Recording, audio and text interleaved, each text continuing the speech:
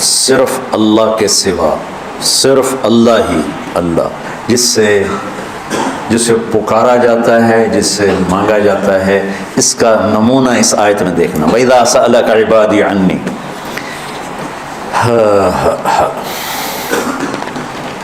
جب میرے بندے میرے بارے میں آپ سے پوچھیں تو میں بہت قریب ہوں، پکارنے والے کی دعا کو پر جواب دیتا ہوں جب وہ مجھے پکارتا ہے، لہٰذا تم میری پکار پہ لبیک کہو، مجھ پہ ایمان لاؤ، ہدایت پاؤ گے۔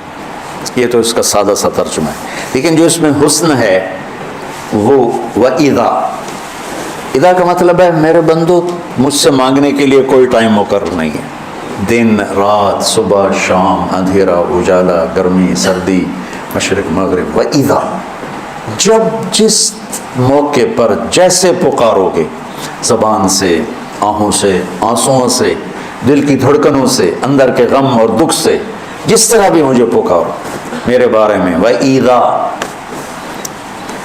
ان نہیں اذا۔ آج کچھ باتیں بڑی اہم ہیں، سارا قرآن ہی اہم ہے، کوئی ایک لفظ کیا ایک زیر زبر بھی غیر اہم ہے، لیکن آج کی باتیں گھر کی زندگی سے متعلق اور کچھ جناب رسول اللہ صلی اللہ تعالیٰ علیہ وسلم کی ذات گرامی اور ان کے عظمت سے متعلق ہیں۔ جب اسلام ابتدا میں تھا تو حرم شریف میں تو مکہ ہی تھا، وہیں نماز فرض بھی کوئی نہیں تھی، 10 سال کے بعد نماز فرض ہوئی۔ جب آپ ہجرت کر کے مدینہ تشریف لے گئے تو 18 ماہ بیت المقدس کی طرف نماز پڑھتے رہے، اور ان میں اتنا فرق ہے، ادھر بیت المقدس اور ادھر بیت اللہ۔ مدینہ میں بیت اللہ جنوب کی طرف، تو شمال میں بیت المقدس اور ادھر مکہ۔ آپ کی بڑی تمنا تھی کہ جو قبلہ ابراہیمی ہے وہ میرا کعبہ بن جائے، وہ میرا قبلہ بن جائے، یہ آپ کی تمنا تھی۔ تو 18 مہینے آپ اس طرف منہ کر کے پڑھتے رہے۔ تو بنو سلیم کی ایک معزز خاتون تھیں، برا بن معرور رضی اللہ تعالیٰ عنہ کی والدہ، برا بن معرور، وہ بیمار ہو گئیں، تو ان کا حال پوچھنے کے لیے آپ تشریف لے گئے ان کے محلے میں، وہ تھوڑا فاصلے پہ تھا، پیدل گئے۔ تو انہوں نے کہا یا رسول اللہ کھانا کھلائے بغیر ہم آپ کو واپس نہیں بھیجیں گے۔ تو ہم نے کہا ٹھیک۔ تو انہوں نے بکرا ذبح کیا، پکایا، تیار کیا، کھلایا، اتنے میں عصر کی نماز کا وقت ہو گیا۔ تو مسجد قبلتین کا نام سنا نا آپ، قبلتین، تو آپ حسب دستور شمال کی طرف منہ کر کے کھڑے ہوئے 2 رکعت پڑھائیں۔ جب آپ 2 رکعت کے تشہد میں تھے تو یہ آیت نازل ہوئی، قد نری تقلب وجهك في السماء فلنولینک قبلۃ ترضاها فول وجهك شطر المسجد الحرام وحيثما كنتم فولوا وجوهكم شطره ان الذين اوتوا الكتاب ليعلمون انه الحق من ربهم وما الله بغافل عما يعملون۔ تشہد میں تھے۔ اچھا، ایک تو اس آیت میں جو میرے نبی کی جو شان ہے، ہم دیکھ رہے ہیں اب بار بار آسمان کی طرف نظریں اٹھاتے ہیں کہ کب میرے اللہ کا حکم آئے گا اور میں قبلے کی طرف، ابراہیم کے بنائے ہوئے کعبہ کی طرف منہ کروں گا۔ تو قد نری تقلب وجهك في السماء، تو اب اس کے بعد اگر اللہ فرماتے فول وجهك شطر المسجد الحرام، تو میرے محبوب اب آپ اپنا چہرہ بیت اللہ کی طرف پھیر دیں، تو کوئی کمی ہے مضمون میں؟ سری ماری جاندے یوں تو نہیں کیا جاتا۔ میں نے پوچھا ہے زبان سے بتا، تم یوں کر رہے، یہ تو بھینس کرتی ہے یا گائے کرتی ہے، بیل کرتا ہے۔ اس میں ایک آیت کا اضافہ میرے نبی کی شان بتاتا، قد نری تقلب وجهك في السماء، ہم دیکھ رہے ہیں آپ بار بار آسمانوں کو دیکھتے ہیں کہ کب آئے گی وحی. فول وجہک شطر المسجد الحرام. ہم آپ کے اکرام میں کہہ رہے ہیں کہ آپ اپنا چہرہ ادھر پھیریے. اس کے بیچ ایک آیت آئی ہے فَلَنُوَلِّيَنَّكَ قِبْلَةً تَرْضَاهَا. میرے محبوب ہم ضرور آپ کا رخ ادھر پھیریں گے جس پر آپ خوش ہو جائیں گے, راضی ہو جائیں گے. کمال, اللہ ساری دنیا سے کہتا ہے مجھے راضی کرو, اور خود کہتا ہے میرے محبوب میں نے آپ کو راضی کرنا ہے. کیا کمال, کیا کمال, کیا بلند ہستی ہے. اسی سے میں پوری امت باغی ہوئی بیٹھی, ساری امت بغاوت. تو اس میں میرے نبی کی شان بڑی بلند ہو کے آئی ہے کہ اللہ آسمانوں سے فرما رہے ہیں کہ ہم میرے محبوب آپ کو خوش کر دیں گے, ہم آپ کو راضی کر دیں گے, آپ کو وہ قبلہ دیں گے جس سے آپ خوش ہو جائیں گے. اور وَلَسَوْفَ يُعْطِيكَ رَبُّكَ فَتَرْضَىٰ. یہ وہاں بھی یہی شان میرے نبی کی ہے کہ اللہ تعالیٰ فرما رہے ہیں میرے محبوب میں آپ کو اتنا دینے والا ہوں کہ آپ راضی ہو جائیں. تو بھائیو, جب میرا اللہ اپنے محبوب کی اس طرح عزت احترام کرتا, جبکہ وہ خالق اور وہ مخلوق, یہ عبد وہ معبود, وہ مالک یہ مملوک, اور اللہ آپ سے ایسا پیار عزت اکرام کا معاملہ فرما رہا ہے. ہم تو آپ کی امت ہیں, سیرت کی زندگی پڑھو اور ہر چیز میں اپنے نبی کی نقل اتارنے کی کوشش کرو. ہم صرف داڑھی رکھن اور پگڑی باندھنے کو کہتے ہیں, یہ ہم نے سنت پہ عمل کر لیا. یہ تو دو چھوٹی چھوٹی سنتیں ہیں, پگڑی باندھ لی, داڑھی رکھ لی, اسی سے وہ کہتا بس میرے تو زندگی پوری ہو گئی. نہیں, میرے نبی نے رات کیسے گزاری, دن کیسے گزارا, بیوی سے کیسے چلے, بچوں کے ساتھ کیسے چلے, دوستوں کے ساتھ کیسے چلے, دشمن کے ساتھ کیسے چلے, کاروبار زندگی میں کیسے چلے, اس میں آپ کی قدم بہ قدم غلامی کرنا, یہ بھی میرے رب کو بڑی پسند ہے, بہت خوبصورت ہے. تو ایک آپ سے میں نے یہ بات عرض کرنی تھی کہ ہم مدرسوں میں پڑھ کر بھی اللہ کے نبی کی سیرت سے غافل ہوتے, چونکہ پڑھائی نہیں جاتی, سارا زور فقہ ہی ہے, فقہ ہی ہے, فقہ ہی ہے. اور وہ پہلے وہ فارسی سے پہلے بہشتی زیور شروع ہوتا ہے, پھر وہ ہوتی تھی ایک مالا بدھ مینو فارسی کی کتاب, ہم نے تو آپ کو دکھائی بھی نہیں, پڑھانا تو دور کی بات ہے. پھر وہ شروع ہو جاتی ہے, اور پھر اس کے بعد ہم نے پڑھی منیت المسلی, پھر نور الازا, پھر قدوری, پھر کنز, پھر شرح وقایا, پھر ہدایہ. عقل ہی خشک ہو گئی فقہ پڑھ کے. تو علم میرے رب کا قرآن ہے اور علم میرے نبی کا فرمان ہے. ان دو ہستیوں کی بات کو لینے میں کوئی حیل و حجت نہیں ہے. اس کے بعد سب کا سارے کے سارے صحابہ سے لے کر آخر تک کسی کا قول لیا جائے گا, کسی کا چھوڑا جائے گا. رفع یدین کی روایت کرنے والے کتنے صحابہ ہیں؟ شیخ یہ حدیث متواتر, رفع یدین حدیث متواتر 70 صحابہ نے رفع یدین کی حدیث نقل کی. ہم لیتے ہیں؟ نہیں لیتے. ہم عبداللہ بن مسعود رضی اللہ تعالیٰ عنہ کی روایت لیتے, یا چند اور صحابہ ہیں. تو صحابہ میں بھی بات کسی کی لی جائے گی, کسی کی چھوڑی جائے گی. اور مسح علی الجوربین کتنے صحابہ سے مروی ہے, ہم نے کوئی لی ہے؟ ہم موضع پر مسح کرتے ہیں. یہ میں آپ کو مثال دے رہا ہوں. قرات خلف الامام کی کتنے صحابہ راوی ہیں, ہم نے نہیں لی. ہم دوسرے کہ اس کے ہیں وَإِذَا قَرَأَ فَأَنصِتْ, اس کا پتہ نہیں راوی کون ہے, ہم نے وہ لے لی ہے. تو صحابہ کی بھی صرف 2 ہستیاں ہیں, اللہ اس کا رسول, جو کہہ رہے ہیں ٹھیک, مَا آتَاكُمُ الرَّسُولُ فَخُذُوهُ وَمَا نَهَاكُمْ عَنْهُ فَانْتَهُوا. روک دے رک جاؤ, کہے کر دو. یہ اللہ اس کے رسول کی شان ہے. باقی سب کے پر یہ قانون لاگو نہیں ہوتا. تو ہمارا علاقہ چونکہ ہندوؤں سے مسلمان ہوا, اور ہندو میں دیوتا ہوتے تھے, اوتار ہوتے تھے, برہمن ہوتے تھے, اور ان کے بڑے بڑے پروہت ہوتے تھے, تو وہ تقریباً ہندو ان کو خداؤں کے قریب لے جاتے تھے, بلکہ وہی ان کے بھگوان ہوتے تھے. ہم اس معاشرت سے اسلام میں آئے، ہم نے یہاں اپنے بزرگوں کو، اولیاء کو اس طرح مان لیا جیسے نبی ہوتے ہیں، کہ جیسے نبیوں سے کوئی خطا نہیں ہوتی، ان سے بھی کوئی خطا نہیں ہوتی، جیسے نبی کی بات پتھر کی لکیر ہے، ان کی بات بھی پتھر کی لکیر ہے، پتھر کی لکیر صرف میرے نبی کی بات ہے اور پتھر کی لکیر صرف میرے اللہ کی بات ہے، ان دونوں کی عظمت اپنے دلوں میں اتارو۔ تو اللہ کو پڑھنا ہے تو قرآن پڑھو کہ میرا اللہ قرآن میں اپنے آپ کو کیسے بتاتا ہے، نبی کو پڑھنا ہے تو سیرت پڑھو تاکہ آپ کے سامنے میرے نبی کی خوبصورت زندگی آئے اور آپ کو پتہ چلے زندگی گزارنی کیسے ہے۔ نیت کرتے ہو نا؟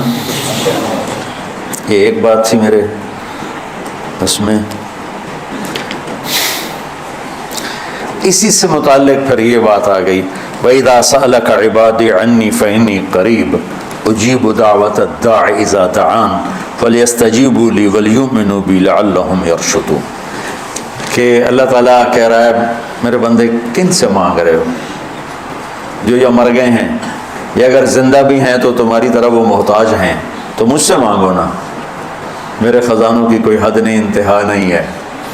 وہ ہمارے ماحول میں دیہاتوں میں وہ پیر سائیں رب ساڈی سندا نہیں تواڈی موڑدا نہیں، کوئی میرا مینوں پتر لے دیو، بیچارے سیدھے سر۔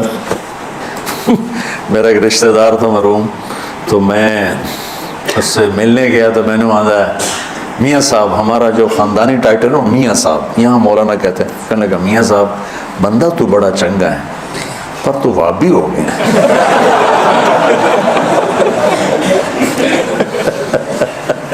میں کیا میں کیوں وابی ہو گیا کہ تو پیرانو نہیں مننا؟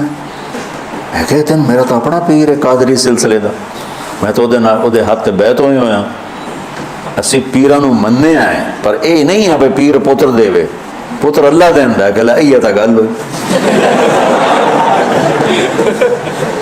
ہر پیر دا رب کوٹا بنایا، وہ اپنے کوٹے چو لے کے دے دیندا ہے۔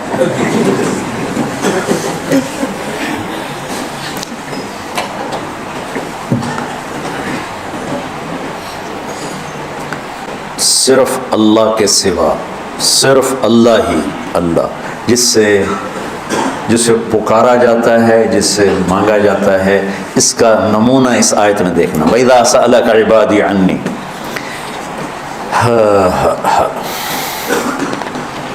جب میرے بندے میرے بارے میں آپ سے پوچھیں تو میں بہت قریب ہوں، پکارنے والے کی دعا کو پر جواب دیتا ہوں جب وہ مجھے پکارتا ہے، لہٰذا تم میری پکار پہ لبیک کہو، مجھ پہ ایمان لاؤ، ہدایت پاؤ گے۔ یہ تو اس کا سادہ سا ترجمہ ہے، لیکن جو اس میں حسن ہے وہ وَإِذَا، اذا کا مطلب ہے میرے بندو مجھ سے مانگنے کے لیے کوئی ٹائم مقرر نہیں ہے، دن رات، صبح شام، اندھیرا اجالا، گرمی سردی، مشرق مغرب، وَإِذَا، جب جس موقع پر جیسے پکارو گے، زبان سے، آنکھوں سے، آنسوؤں سے، دل کی دھڑکنوں سے، اندر کے غم اور دکھ سے، جس طرح بھی مجھے پکارو میرے بارے میں، وَإِذَا، ان نہیں اذا، جب بھی میرے محبوب سألکا آپ سے پوچھیں، عبادی پہلے عنی بعد میں، حالانکہ اللہ کی شان کے مطابق ہونا چاہیے، وَإِذَا سَأَلَكَ عَنِّي عِبَادِي، جب میرے بارے میں میرے بندے آپ سے پوچھیں، اور اللہ یہاں عبادی کو پہلے اور اپنی ذات کو بعد میں، اور عبادی محبت کا لفظ، میرے بندے، سبحان اللہ، مومنین نہیں کہا، مسلمین نہیں کہا، عبادی میرے بندے، وہ سبھی اللہ کو یا عبادی الذین اسرفوا علی انفسہم، تو کتنے دفعہ قرآن میں یا عبادی، تو عباد میں سارے آ گئے، تو اللہ کہہ رہا ہے میرے محبوب جب میرے بندے، کیا محبت ہے اس، میرا لال، میرا بیٹا، میرا جگر، موت کو دیکھتی ہیں، اور جب وہ ناراض ہوتے ہیں پہ دفعہ دور ہو جا کتا کمینہ میری نظروں، اب اور کیسٹ چل پڑی، تو جب وہ کیسٹ محبت کی ہوتی، میرا ایسے وہ رگڑ کے کہتی ہے کہ اندر سے اس کے جگر سے نکلتا ہے میرا لال، میرا بیٹا، اور یہاں اللہ کہہ رہا ہے میرے بندے، او ہو میرے بندے، کیا پیار ہے صرف عبادی کا مزہ لیتے رہو. میں تو تمہاری طرح بلاغت نہیں پڑھا ہوں.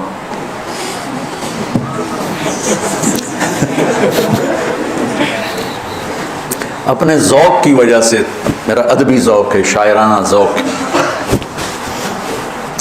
لگ رہا ہے میرے بند. میں اس میں لہجے کو میٹھا بنانے کی کوشش کر رہا ہوں. کہاں میرے رب کا لامحدود لہجہ، کہاں میری، لیکن میں اس کو مٹھاس کو پیش کرنے کی کوشش کر رہا ہوں. میرے بندے، محسوس ہوگا نا میرے بندے، تو لگتا ہے کوئی بڑا طاقتور جابر حاکم اپنے غلاموں سے بات کر رہا ہے. بات غلام، لیکن میرے بندے محبت دے رہا ہے. الفاظ لفظ میں کیا محبت ہے کہ میرے بارے میں پوچھ رہے ہیں، میرے بارے میں. اچھا قرآن میں نا یسألونک کے ساتھ آیا. یسألونک، اے میرے محبوب یہ آپ سے پوچھتے ہیں عن المحیض، محیض کے بارے میں. قل، آپ کہیے ہوا اذی. پھر صحابہ نے سوال کیے، اللہ نے جواب دیے، اور جواب میں نبی کو بیچ میں لائے کہ میرے نبی آپ یوں کہیے. یسألونک عن الانفال، یہ کہتے ہیں انفال مال غنیمت کا ہے. قل، میرے حبیب آپ کہیے الانفال للہ ولرسولہ. یسألونک عن الاہلہ، یہ اہلہ کے بارے میں سوال کرتے ہیں. قل، کہیے میرے محبوب ہی مواقیت للناس.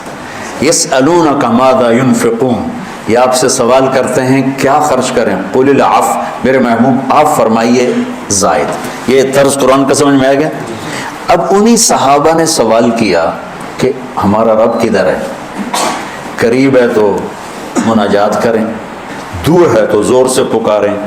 تو پچھلے طرز کلام کے مطابق یہاں آنا چاہیے تھا یسألونک عنی، یسألونک عنی، یہ آپ سے میرے بارے میں پوچھ رہے ہیں. قل ہوا قریب، آپ کہیے وہ قریب ہے.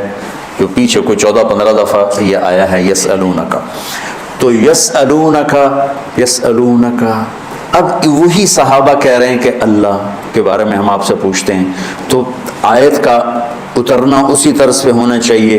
یسألونک عن اللہ قل ہوا قریب، یسألونک عنی قل ہوا قریب. میری بات سمجھ میں آ رہی ہے کہ یہ میرے محبوب آپ سے پوچھ رہے ہیں میرے بارے میں، تو آپ کہیے وہ قریب ہے.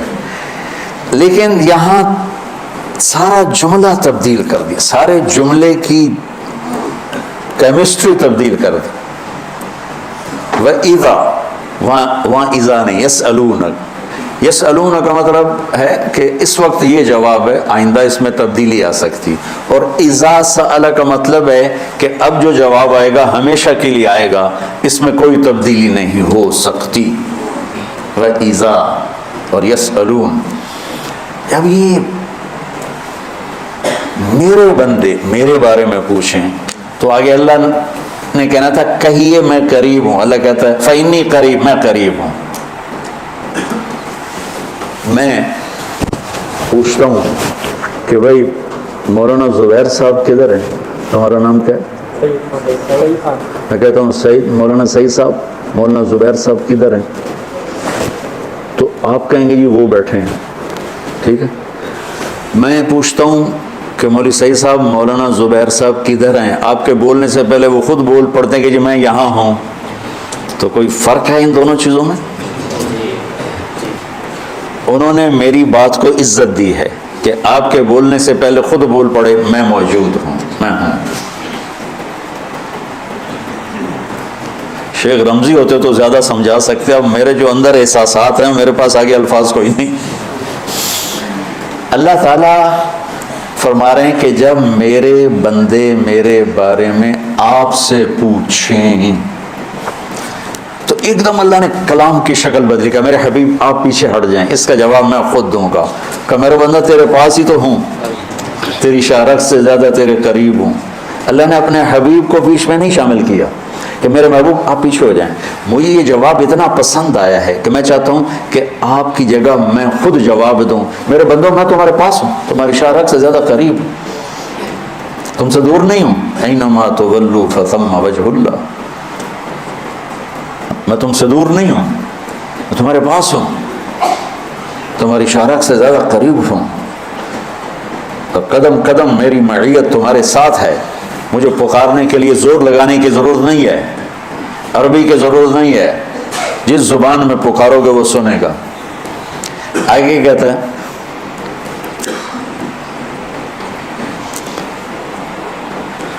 اجیب دعوت الداع اذا دعان، میں تیرے پاس، تیرے قریب، ایک ہے دعا، ایک ہے دعوت۔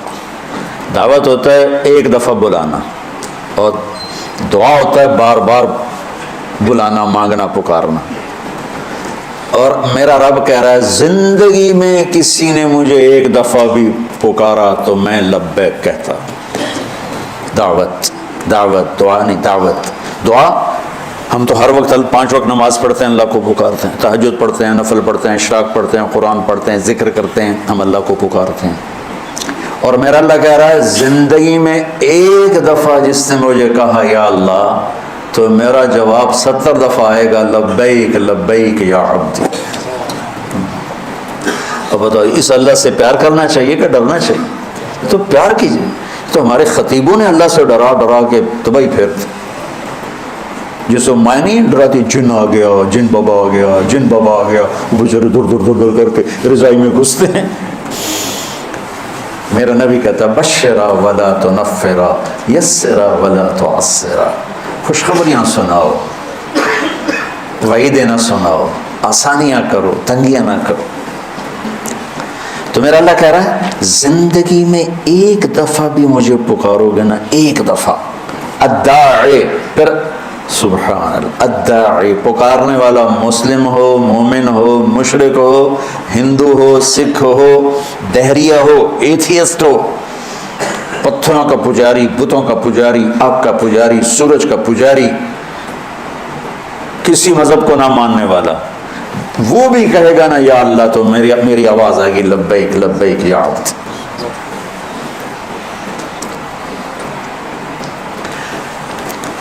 بچہ اب گھروں میں بچہ ماں سے کہتا اماں، وہ کہتی جی جی میرا لال، وہ پھر کہتا اماں، وہ کہتی جی، وہ پھر کہتا اماں، وہ کہتی پھر وہ کہتا اماں، وہ کہتی بکواس نہ کر۔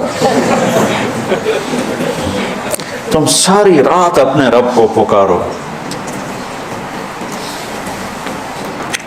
ساری رات وہ تمہیں لبیک لبیک سے جواب دیتا رہے گا، ساری رات، ساری زندگی اسے پکارو، ہر پل اس کی طرف سے لبیک میرا بندہ، لبیک میرا بندہ، لبیک میرا بندہ۔ حضرت تھانوی رحمۃ اللہ علیہ، مولانا اشرف علی تھانوی رحمۃ اللہ علیہ کے مواعظ میں ہے ایک قصہ، تو لہٰذا اس کی سند کی تو میرے پاس کوئی چیز نہیں ہے، لیکن چونکہ انہوں نے نقل کیا میں بھی نقل کر دیتا ہوں کہ ایک شخص پتھر کا پجاری تھا، تو ہر وقت وہ یا صنم اس کے سامنے بیٹھ کے بولا کرتا تھا۔ 70 برس گزر گئے تو ایک دفعہ اس کی زبان سے نکل گیا یا صمد،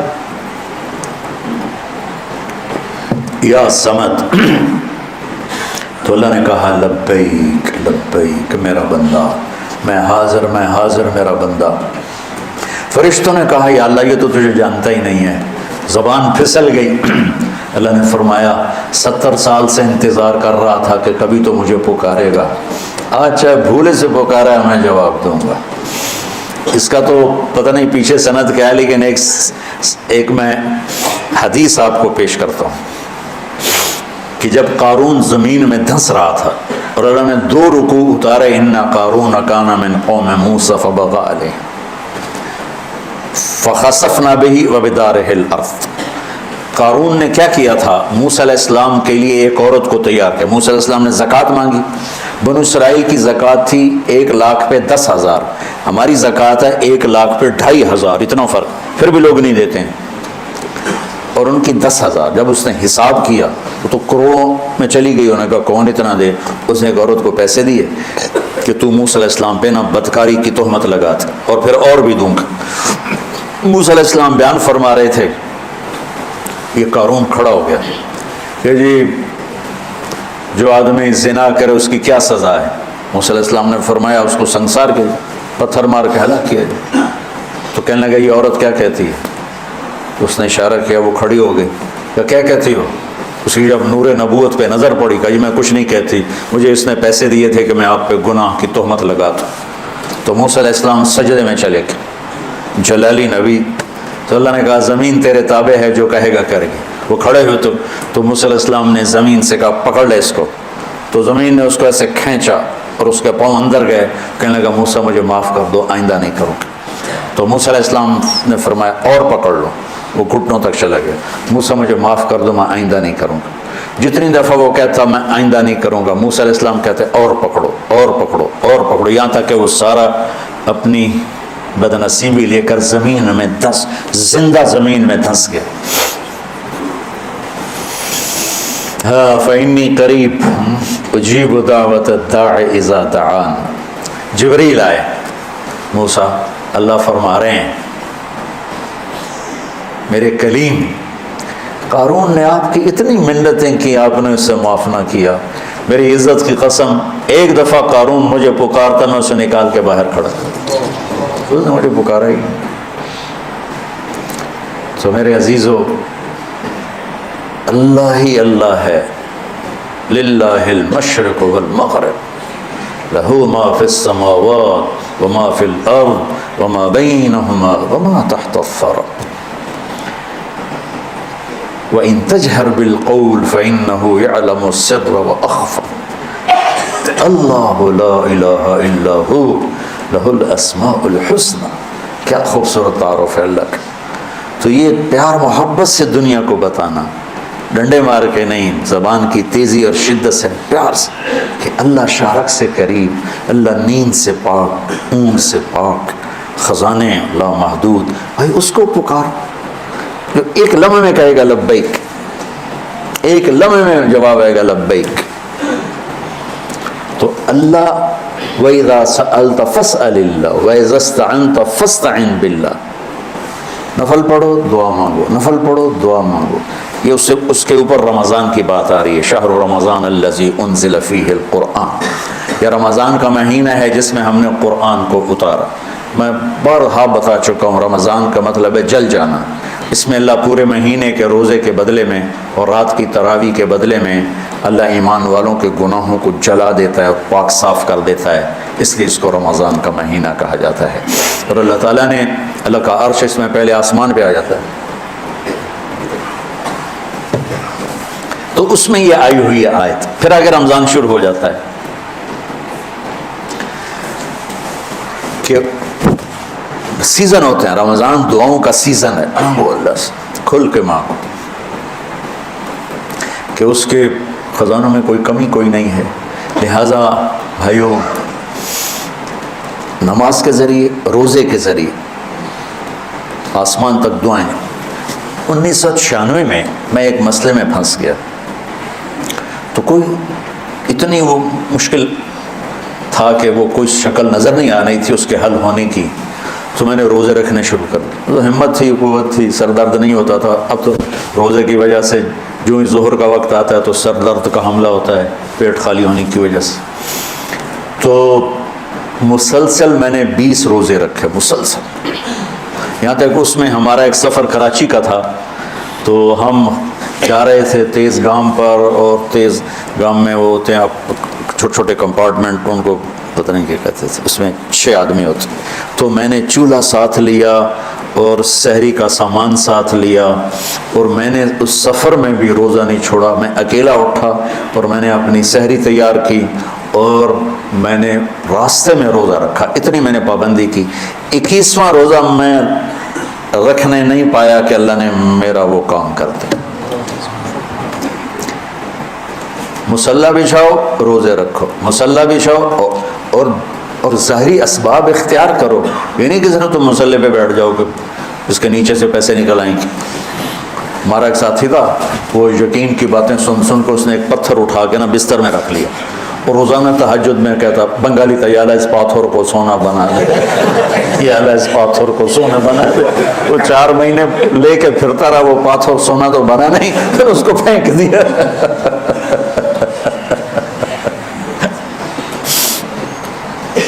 تو تو اپنی ظاہری کوشش پوری ہو اور پھر اللہ سے مانگا جائے.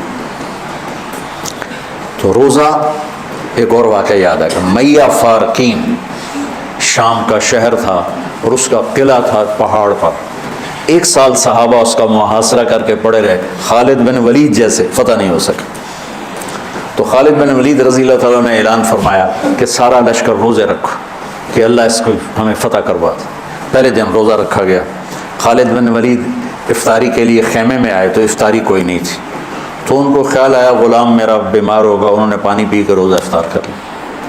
اگلے دن پھر ان کو خیال آیا. اگلے دن آئے تو پھر افطاری کوئی نہیں. پھر ان کو خیال آیا کہ غلام بیمار ہوگا, پانی پی کے افطاری کر لیں. تیسرے دن پھر افطاری کوئی نہیں تو اس کو بلا لیا. کہا بھائی خیریت ہے, آپ بیمار ہیں؟ کہا جی نہیں. کہا میری افطاری نہیں ملتی مجھے. کہا جی میں تو روز رکھتا ہوں. کدھر؟ کہا جی خیمے میں. کہاں چلی جاتی؟ کہا جی مجھے کیا خبر, میں تو رکھ کے چلا جاتا ہوں. کہا اچھا آج پہرا دیں گے. تو جب اس نے لا کے افطاری رکھی اور یہ ایک طرف چھپ کے بیٹھ گئے تو ایک کتا آیا اور خیمے کے پیچھے سے وہ گھسا اور وہ جو روٹی پڑی تو اس کو منہ میں ڈالا اور بھاگ پڑا. خالد بن ولید فرمانے لگے یہ کچھ اس کے پیچھے راز ہے. انہوں نے کتے کے پیچھے دوڑ لگا دی اور کتا آگے آگے, خالد بن ولید پیچھے پیچھے. تو وہ کتا ایک ندی سی تھوڑے تھوڑے پانی والی ندی میں گھسا, وہ بھی گھسے. آگے ایک چھوٹا سا سوراخ تھا اس میں گھس گیا. خالد بن ولید لمبا قد اور پتلے جسم کے تھے, دیکھنے میں لگتے تھے جیسے کوئی مکے دی مارے لیکن انہوں نے پہاڑوں کو راستے سے ہٹا دیا. سیف اللہ, اللہ کی تلوار. زید بن, آپ نے موتا کا لشکر بھیجا تو آپ نے کہا تمہارے امیر ہیں زید بن حارثہ, یہ شہید ہو جائیں تو پھر جعفر ہیں آپ کے چچا زاد, یہ شہید ہو جائیں تو پھر عبداللہ بن رواحہ, یہ شہید ہو جائیں تو پھر جس کو چاہو امیر بنا لینا. تو خالد بن ولید رضی اللہ تعالیٰ عنہ کی پہلی جنگ تھی یہ موتا.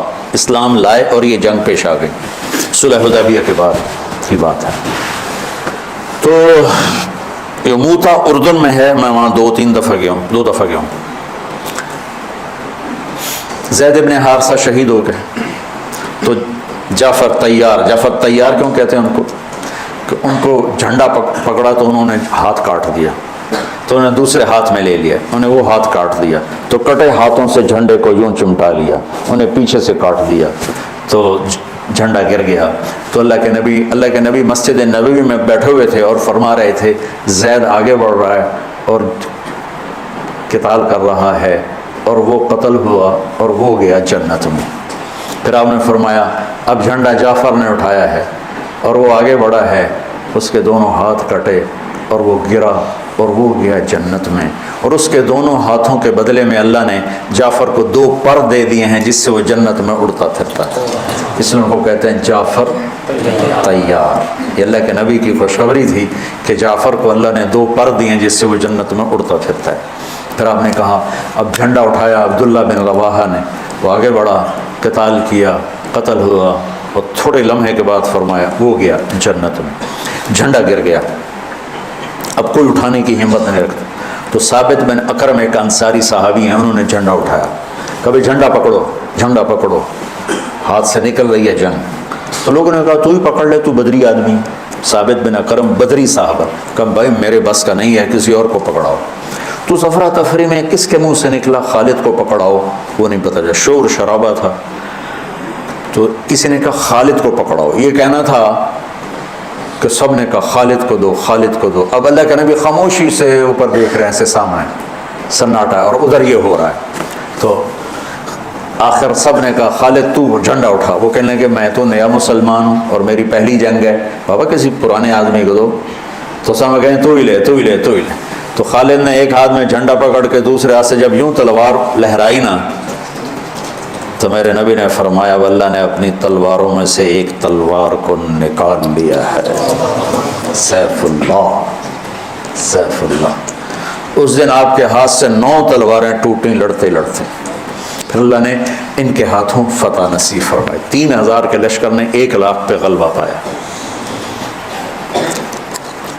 پانی پڑھو.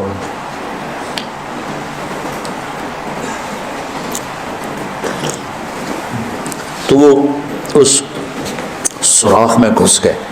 تھے پتلے تو چلتے رہے سے رینگتے وہ سوراخ قلعے کے اندر جا کے کھلا. اللہ نے روزے کی برکت سے ایک کتے کے ذریعے سے راستہ دکھا دیا. تو حضرت خالد بن ولید نے کہا بھائی 100 آدمی تیار ہو جاؤ پتلے پتلے، آج رات فتح ہے انشاءاللہ. تو ان کو لے کے گھسے، صرف 88 اندر جا سکے، 12 ذرا تھوڑے سے ہیوی تھے وہ نہیں گھس سکے. تو 88 آدمیوں کو لے کر وہ اس سوراخ میں سے رینگتے ہوئے قلعے میں داخل ہوئے اور جا کے حملہ کیا اور اللہ نے دروازہ کھول دیا، اللہ نے فتح نصیب فرمائی. تو روزہ اور نماز دنیا اور آخرت کے کام بنانے کا وسیلہ اور ذریعہ ہے اگر ہم اس کو یقین کے ساتھ کریں. جب مشکل پیش آئے اپنا ظاہری سبب بھی اختیار کرو اور نماز بھی پڑھو. 1984 میں ہمیں 3 سال نقصان ہوا، 81 82 83. بارش سری کپاس ریزہ ریز. اب ذمہ داروں کے پاس کوئی جمع پیسہ تو ہوتا نہیں ہے، تو قرضے چڑھ گئے اور ڈر لگا کہ اب شاید کوئی زمین بیچ کے اتارنے پڑیں گے. تو میں رائمنڈ سے مجھے بیماری کی وجہ سے چھٹی ملی تھی، میں گھر پر تھا. میں نے ابا سے کہا اس دفعہ میں کپاس کی کاشت کرواؤں. تو کہنے لگے بیٹا کروا دو. تو کپاس میں پھر سارے جو تھے اس زراعت کے ماہرین ان کو لے کر ان کے ساتھ کرتے اللہ نے اس کو پورے علاقے کی سب سے خوبصورت کپاس بنا دی. اب مجھے کسی نے کہا اس پر نا سپرے میں 1 کلو یوریا ڈال کر نا پر ایکڑ 1 کلو یوریا کا سپرے کر لو پانی کے ساتھ اور دوا کے ساتھ. میں نے کہا اس سے کیا ہوگا؟ کیسے پتوں پر ڈائریکٹ جب پڑے گی نا کھاد تو وہ جلدی سرسبز ہو کر. میں نے کہا ٹھیک. وہ مجھے یاد نہ رہا، میں نے 1 کی بجائے 5 کلو ڈال دیا. اچھا شام کو ہم اپنے تایا مرحوم کے ڈیرے میں اکٹھے بیٹھے تھے تو وہ میری کپاس کی بڑی تعریف ہو رہی تھی. تو میں نے کہا میں نے آج ایک کام اور بھی کیا ہے، یہ عشاء کے بعد کی بات. کہنے لگے کیا کیا؟ میں نے کہا میں یوریا کھاد دا سپرے ٹھوک دیتا ہے. میرے تایا زاد میاں لیاقت صاحب ماشاءاللہ حیات ہیں، کہنے لگے کتنی کھاد پائی ہے پر ایکڑ؟ میں کہا 5 کلو. کہ مولوی دا مولوی رہ گیا نا، اے صبح تین ساری سڑ جاونی. میں کہا کیوں؟ کہ یوریا تو 5 گنا زیادہ پاکتا ہے، اے ساڑ دیندہ پتیاں نو. میں کہا ہوں کی کرا؟ کہنے لگے پانی دا سپرے کرا. میں کہا راتی کتوں کراواں؟ اور کوئی دسو کہ بس بارش ہو جاوے. میں گھر جا رہا تھا نا ڈیرے سے تو میں واپس مسجد چلا آیا. میں کہا اللہ میری عزت رکھ. ستمبر کا مہینہ تھا، بارشیں ختم ہو گئی تھی. میں کہا جی تو راتی بارش نہ کیتی نا تو میں بڑا بدنام ہو جاؤں. ساری میری کیتی کرائی کھو ہو گئی. جتنا پیسہ لگایا تھا وہ میرے اپنے ہاتھوں، اور مجھے تانے الگ ملیں گے. مولویوں کو تو دنیا کا پتہ ہی کوئی نہیں، تو اسے نمازیں ہی پڑھا کرو. میں کہا یا اللہ میں بڑا ذلیل ہوں گا، مجھے بارش دے دے، تیری بڑی مہربانی. تہجد میں گڑ گڑ گڑ گڑ کی آوازیں آئیں. میری آنکھ کھلی تو بارش کا ایسے طوفان. میں کہہ رہا کم بن گیا. تو فجر کی نماز بڑی مشکل سے میں پہنچا مسجد میں. میں نکلا تو آگے میرا کزن آ رہا تھا. کہنے لگا ساڈا کی قصور ہے؟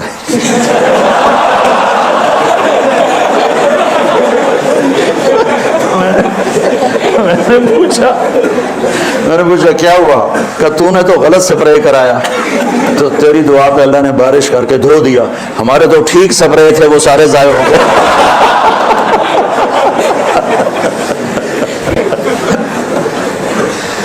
تو بچوں نماز اور روزہ ظاہری اسباب کے ساتھ بہت بڑی طاقت. نماز سے دل لگاؤ، روزے سے دل لگاؤ. میں بہت روزے رکھتا تھا جب مجھے سر درد نہیں ہوتا تھا، چونکہ مجھے بھوک پیاس مجھے گراتی نہیں تھی نا، مجھے احساس ہوتا تھا. اب جوان ہو. آگے ایک اور بڑا خوبصورت مضمون آ رہا ہے روزے کے ساتھ ہی. احل لکم لیلۃ الصیام الرفث الی نسائکم ہن لباس لکم وانتم لباس لہن. لگتا ہے بڑے ہی بھوکے بیٹھے ہو.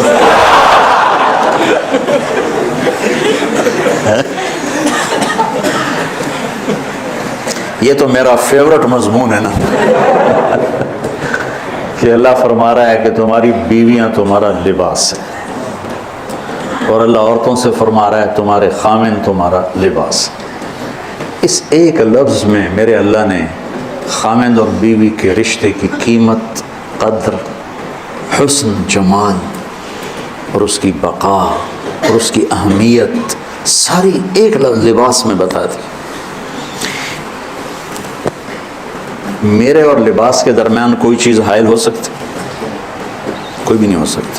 میرے جسم سے میرا لباس ملا ہوا ہے۔ یہ رشتہ ایسا ہونا چاہیے میاں بیوی کی محبت کا کہ وہ دو جسم اور ایک جان بن جائے۔ کیا ہے؟ من تو شدم تو من شدی، من جا شدم تو تن شدی، تا کس نہ گوید بعد ازی من دیگرم تو دیگری، آفاقہا گردیدہ ام بسیار خوباں دیدہ ام، مہر بتاں ورزیدہ ہم لیکن تو چیزیں دیگری، من تو شدم تو من شدی، من جا شدم تو تن شدی، تا کس نہ گوید بعد ازی من دیگرم تو دیگری۔ یہ اسی آیت کا ترجمہ ہے کہ خامن اور بیوی کا رشتہ ایسا ہے کہ جانیں دو ہیں اور روح ایک ہے، جسم دو ہیں روح ایک، ہن لباس لکم وانتم لباس لہن۔ کہ دیکھو مجھے کتنا ہی غصہ چڑھ جائے میں اپنے لباس کو پھاڑوں گا، کتنا ہی غصہ چڑھ جائے اس پر چائے ڈالوں گا، اس کو کینچی سے کاٹ دوں گا، کسی اور کا گریبان میں پھاڑوں گا، اپنا کبھی نہیں پھاڑوں گا۔ کتنا ہی بیوی پہ غصہ آ جائے یا بیوی کو کتنا ہی خامن پہ غصہ آ جائے، ایسے بول نہ بولے کہ محبت کا لباس پھٹ جائے۔ محبت ایک نازک سا رشتہ ہوتا ہے، یہ رویوں سے باقی رہتا ہے اور بد اخلاقی سے ختم ہو جاتا ہے۔ دودھ پلانے والی ماں بھی اگر بیٹے پہ سختی کرے گی تو بیٹے کے دل سے محبت کی شمع بجھ جائے گی۔ تو بیوی تو ایک باہر سے آیا ہوا رشتہ ہے۔ خونی رشتوں میں سب سے قریب رشتہ ماں اور باپ، اگر ان میں شدت ہوگی تو بغاوت آ جائے گی۔ تو ایک اس میں اللہ یہ بتا رہا ہے کہ تیرے اور تیری بیوی کے درمیان کسی کو حائل نہیں ہونا چاہیے۔ ہمارا جیسے جو مشترکہ نظام زندگی ہے تو اس میں سارے رشتے اس رشتے کے درمیان، ادھر سے ساس، ادھر سے سسر، ادھر سے نند، ادھر سے دیور، ادھر سے بھاوج، ادھر سے جٹھانی، یہ اس طرح انہوں نے اس رشتے کو مسل کے رکھ دیا ہے کیونکہ اس کا سارا حسن و جمال ختم ہو کے رہ گیا ہے۔ اس رشتے میں کوئی اور نہیں داخل ہو سکتا۔ حضرت عائشہ، حضرت حفصہ، حضرت ام سلمہ، حضرت سودا، یہ ایک جماعت تھی اور باقی 5 دوسری جماعت تھی، جو جب آپس میں ٹسل وغیرہ سوکن والی تھی تو یہ 4 ایک ذہن ہوتی تھی، 5 ایک ذہن ہوتی تھی۔ لیکن حضرت عائشہ کے معاملے میں ساری ایک ذہن تھی کہ اللہ کے نبی حضرت عائشہ سے زیادہ پیار فرماتے تھے، اور آپ نے کھلے مجمع میں کئی دفعہ میں سنا چکا ہوں، عمرو بن عاص نے پوچھا یا رسول اللہ من احب الناس الیک، آپ کو سب سے زیادہ کس سے پیار ہے؟ تو عرب کی میں وہ معاشرت بھی بتا چکا ہوں کہ عرب اپنی بیوی سے اظہار عشق میں شرماتے تھے اور معشوقہ سے اظہار عشق میں فخر، جیسے آج کل گرل فرینڈ کا ٹرینڈ ہے، میری اتنی گرل فرینڈ ہے، میری اتنے بوائے فرینڈ ہے۔ برباد ہوگی ہماری معاشرت، ہمارے بچے بچیاں، اس نظام تعلیم نے انہیں تباہ کر کے رکھ دیا اور انسانیت آنسو بہاتی، جو سود اخلاقی پستی ہے۔ اسلام ایک خوبصورت مذہب ہے، دین ہے، جو صرف نکاح کا رشتہ قائم کرتا ہے لڑکے لڑکی کے درمیان، باقی ہر رشتہ حرام ہے۔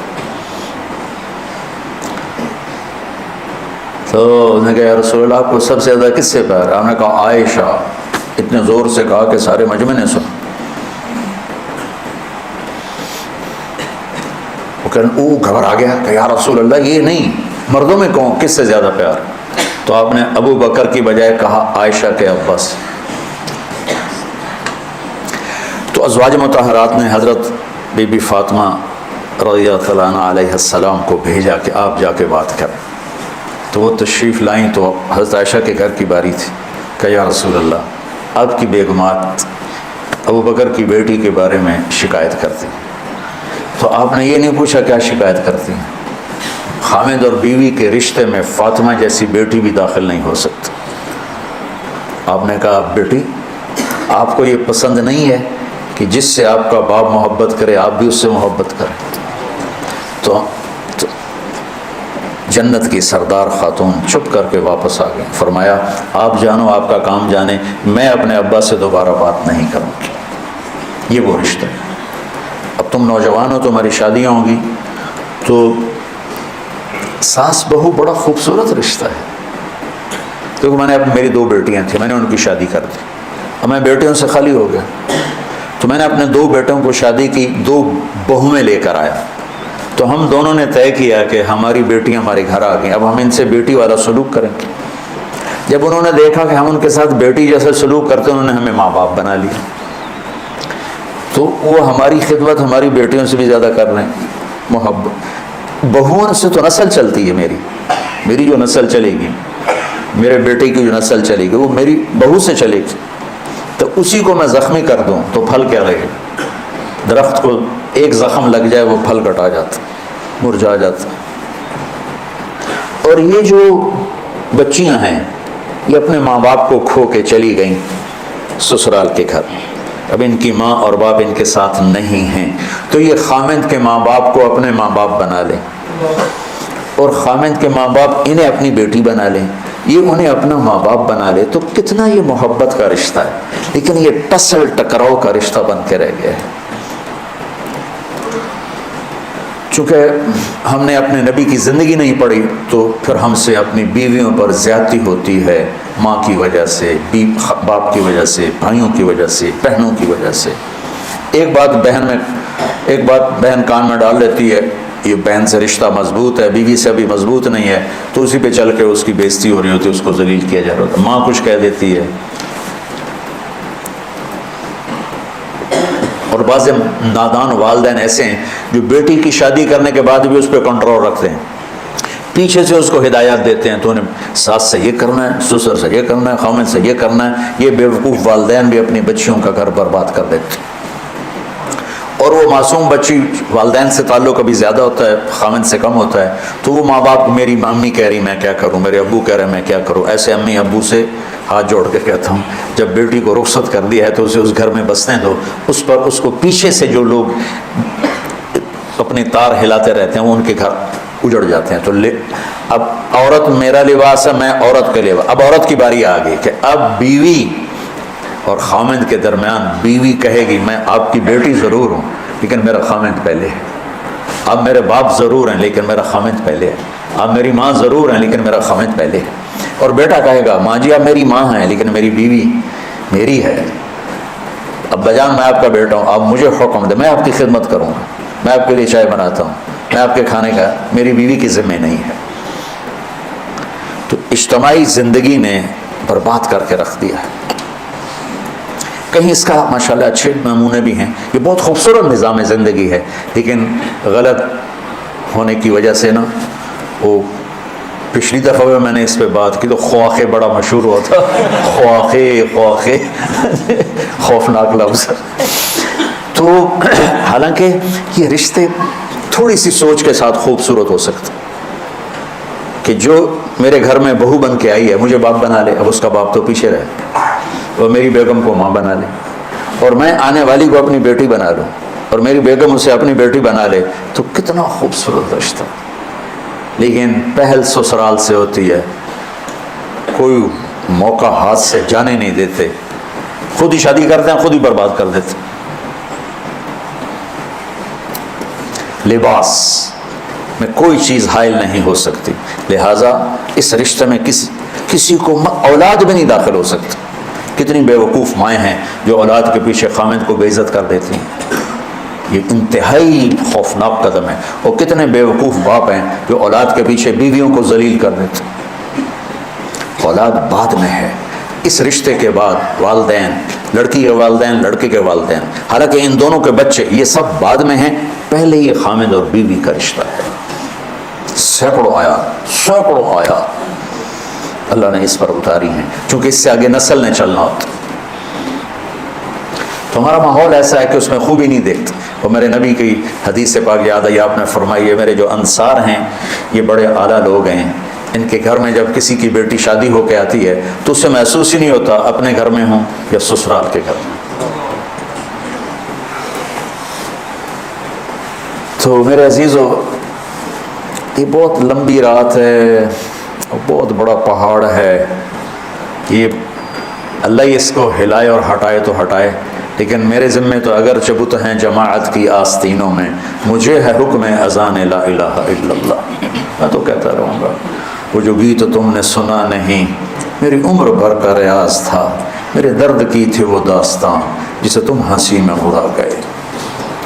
گھر کی زندگی کو کسی نے نہیں میں دعویٰ ایسے، اللہ مجھے معاف فرمائے، میں دعوے کے طور پہ نہیں کہہ رہا ہوں، اللہ کی نعمت کے طور پہ کہہ رہا ہوں کہ جس طرح اللہ نے مجھ سے، میرے ذریعے سے، میرے نبی کی گھر کی زندگی کو لوگوں کے سامنے پیش کروایا، یہ پہلی دفعہ ہوا ہے۔ بس عبادات عبادات عبادات عبادات۔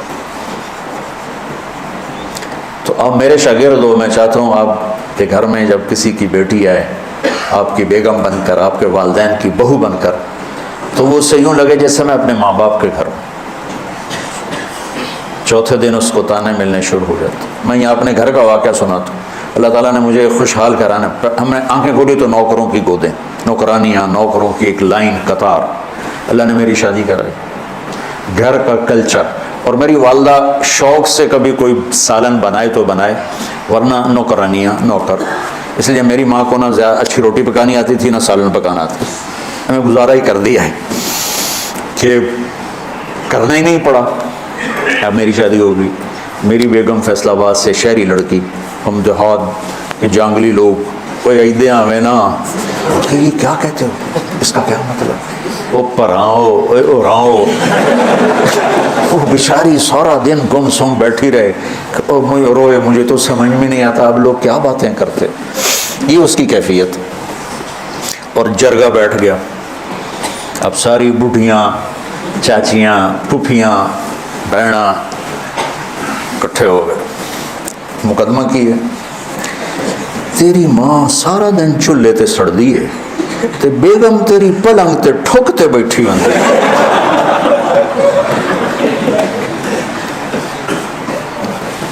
میں نے کہا میں اسے گھر جمع، میری ماں کداں چولہے تے سڑی ہے، میں تو کدی نہیں ویکھیا، آج میری بیگم آئی ہے دونوں، میری ماں چولہے تے نظر آ گئی ہے۔ یہ کلچر ہے، یہ ماں سب کچھ ہوتے ہوئے بھی وہ چونچ لگا رہی ہیں اور وہ نشل لگا رہی ہیں۔ اس معاشرت کو بدلنا ہے آج۔ اور پھر لباس کا دوسرا کیا مطلب ہے؟ لباس مجھے خوبصورت بناتا ہے۔ خاوند بیوی کا رشتہ ایک دوسرے کو خوبصورت بنا دیتا ہے۔ کبھی اونچ نیچ ہو جائے، جیسے لباس کسی جگہ کیل سے پھنس کے پھٹ جاتا ہے تو ہم اس کو ویسے ہی چھوڑتے کہ فوراً سیتے ہیں، تو کبھی اونچ نیچ لباس میں ہی اشارہ ہے کہ اونچ نیچ بھی ہوگی، سوئی دھاگا لے کے فوراً تم اپنا لباس سیتے ہو، جو بیوی سے ہو یا خامن سے ہو، فوراً اس کو محبت کے سوئی دھاگے سے سی کر ایک کر دیں۔ ہم داغ نہیں لگنے دیتے ہیں، کھانا کھانے سے پہلے یوں آستینے چڑھا لیتے ہیں کہ کہیں سالن نہ لگ جائے، اور آگے سامنے کوئی تولیہ بچھا لیتے ہیں کہ سالن میں کوئی چیز نہ لگ جائے، بیوی کے دل پہ داغ نہ لگنے پائے تمہاری بدتمیزی سے، اور خامند کے دل پہ داغ نہ لگنے پائے بیوی کی بدتمیزی سے۔ میرے نبی نے فرمایا اگر میری شریعت میں سجدہ ہوتا تو میں بیوی کو کہتا خامند کو سجدہ کر، اور جس عورت سے جس کی بیوی خامند سے ناراض ہو گئی بغیر کسی شرعی عذر کے، ساری رات اس پہ اللہ اور اس کے فرشتوں کی لعنت برستی رہتی۔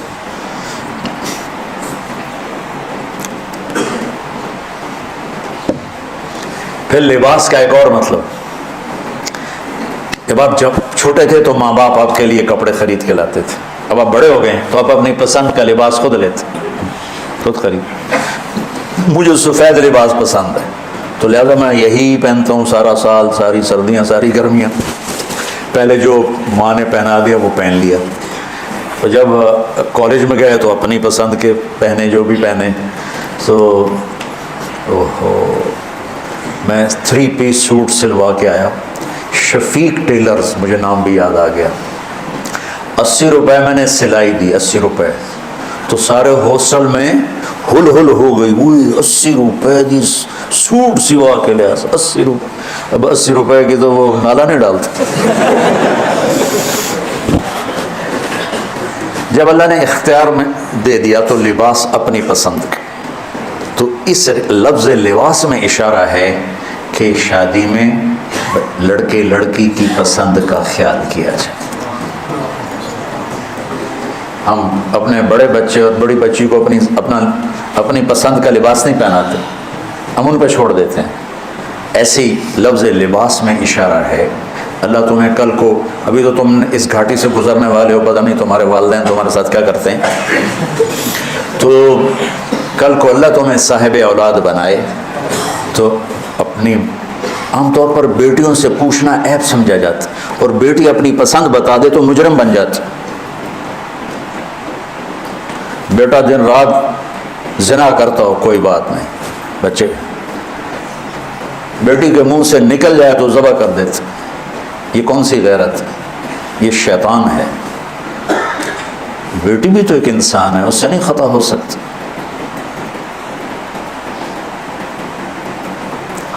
پوری دنیا میں عورت مظلوم ہے، پوری دنیا میں۔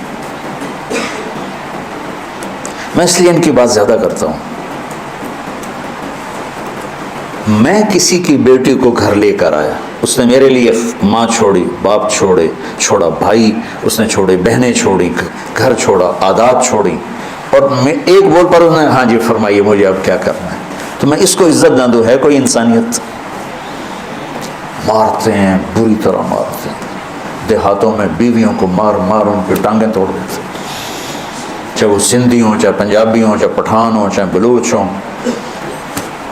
گندی معاشرت۔ کیوں میرے نبی نے 9 شادیاں کی؟ صرف ہمیں بتانے کے لیے کہ گھر میں زندگی کیسے گزاری جاتی۔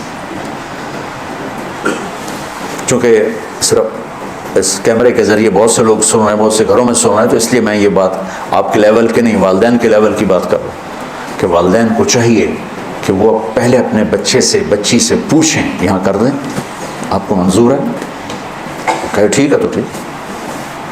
اور پھر یہ بھی کہتا ہوں کہ اتنے بھی دلیر نہ ہو جاؤ کہ ماں باپ کی رائے کو توڑ کے عدالت میں جا کے شادی کر لو، یہ بھی بہت غلط قدم۔